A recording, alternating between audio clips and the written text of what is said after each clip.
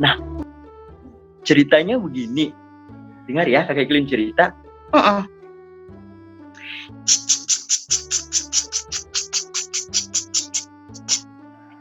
Di samping gereja tua, ada seekor burung gereja yang berkicau riang di antara batang pohon yang memanjang.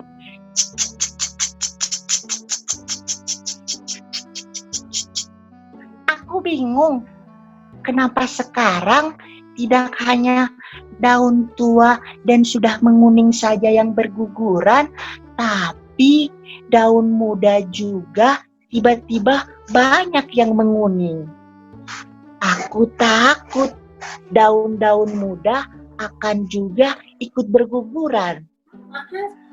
Burung gereja bertanya dalam hatinya. Suatu hari, teng, teng, teng. Bunyi apa itu? Bunyi lonceng gereja. Iya, lonceng gereja berbunyi. Burung gereja menyambut bunyi lonceng gereja dengan berkicau sambil melompat dari satu dahan ke dahan yang lain. Tiba-tiba, daun-daun tua di dahan pohon itu berguguran. Burung gereja lalu turun, dia terbang dan menjumpai daun-daun tua yang berguguran di bawah pohon. Dia lalu bertanya kepada daun tua yang berguguran itu. Wahai daun tua, apakah karena suara lonceng gereja, atau karena suara siulanku, atau karena lompatanku dari satu dahan ke dahan yang lain, lalu membuat kamu berguguran? Tidak.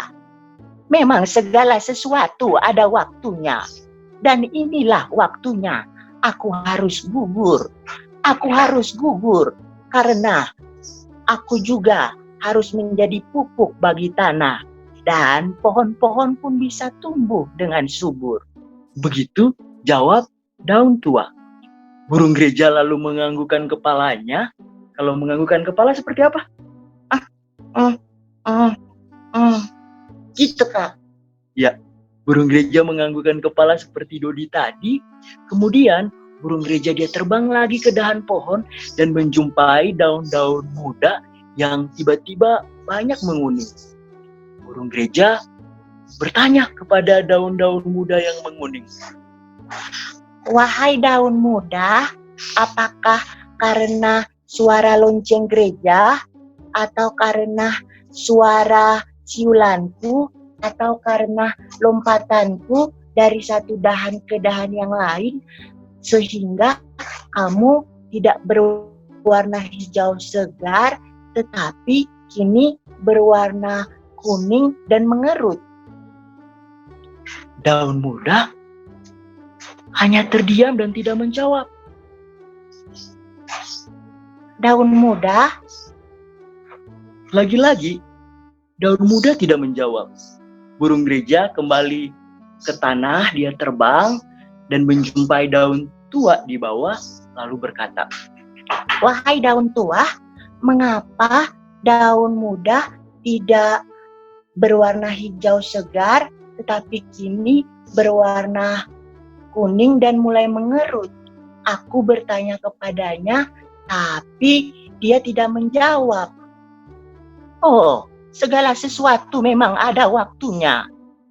Dan inilah waktunya daun-daun muda menjadi sakit.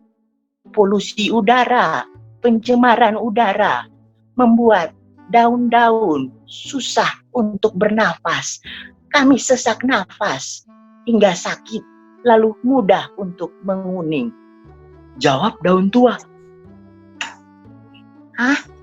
Jika memang segala sesuatu ada waktunya, apa yang bisa aku lakukan supaya daun-daun tetap hijau dan segar dalam waktu yang lama?